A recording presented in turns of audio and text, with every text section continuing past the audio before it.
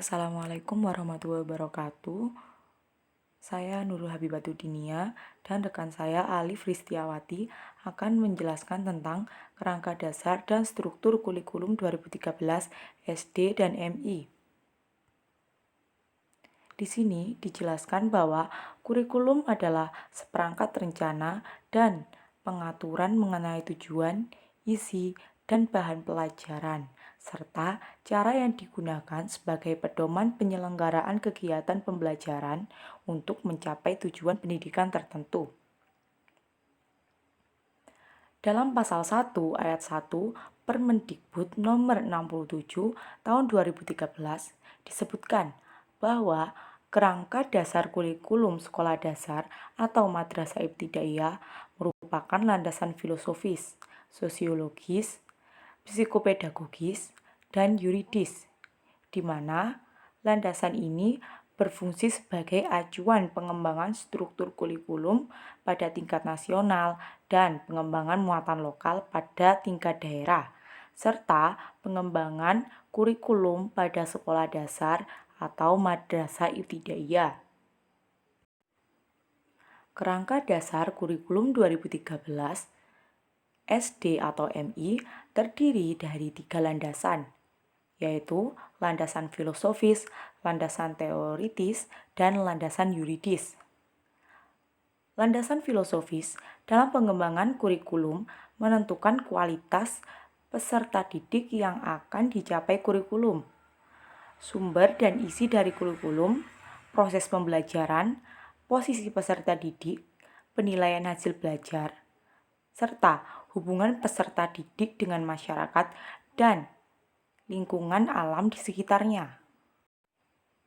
Sedangkan landasan teoritis kurikulum 2013 dikembangkan atas teori pendidikan berdasarkan standar dan teori kurikulum berbasis kompetensi. Pendidikan berdasarkan standar menetapkan adanya standar nasional sebagai kualitas minimal warga negara yang dirinci menjadi standar isi, standar proses, standar kompetensi lulusan, standar pendidik dan tenaga kependidikan, standar sarana dan prasarana, standar pengelolaan, standar pembiayaan, dan standar penilaian pendidikan. Sedangkan kurikulum berbasis kompetensi dirancang untuk memberikan pengalaman belajar seluasnya bagi peserta didik dalam mengembangkan kemampuan untuk bersikap, berpengetahuan, berketerampilan, dan bertindak. Selanjutnya, landasan yuridis kurikulum 2013 telah diatur dalam 1. Undang-Undang Dasar Negara Republik Indonesia tahun 1945. 2. Undang-Undang Nomor 20 tahun 2003 tentang Sistem Pendidikan Nasional. 3. Undang-Undang Nomor 17 tahun 2005 tentang Rencana Pembangunan Jangka Panjang Nasional, beserta segala ketentuan yang dituangkan Rencana Pembangunan Jangka Menengah Nasional. 4. Peraturan Pemerintah Nomor 19 Tahun 2005 tentang Standar Nasional Pendidikan, sebagaimana telah diubah dengan Peraturan Pemerintah Nomor 32 Tahun 2013 tentang perubahan asas Peraturan Pemerintah Nomor 19 Tahun 2005 tentang Standar Nasional Pendidikan. Selanjutnya yaitu struktur kurikulum 2013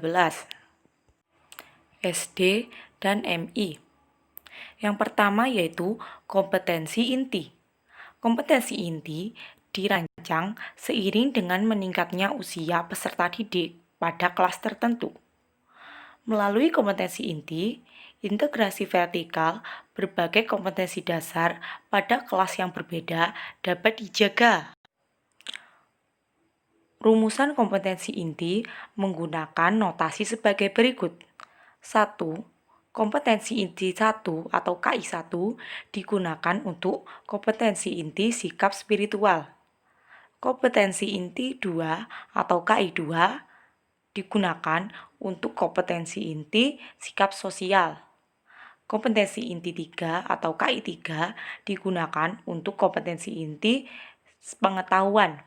Dan kompetensi inti 4 atau KI 4 digunakan untuk kompetensi inti keterampilan. Yang kedua adalah mata pelajaran. Berdasarkan kompetensi inti, disusun mata pelajaran dan alokasi waktu yang sesuai dengan karakteristik satuan pendidikan. Yang ketiga, yakni beban belajar. Beban belajar merupakan keseluruhan kegiatan yang harus diikuti peserta didik dalam 1 minggu, 1 semester, dan 1 tahun pembelajaran. Yang keempat yaitu kompetensi dasar. Kompetensi dasar dirumuskan untuk mencapai kompetensi inti. Rumusan kompetensi dasar dikembangkan dengan memperhatikan karakteristik peserta didik, kemampuan awal, serta ciri dari suatu mata pelajaran.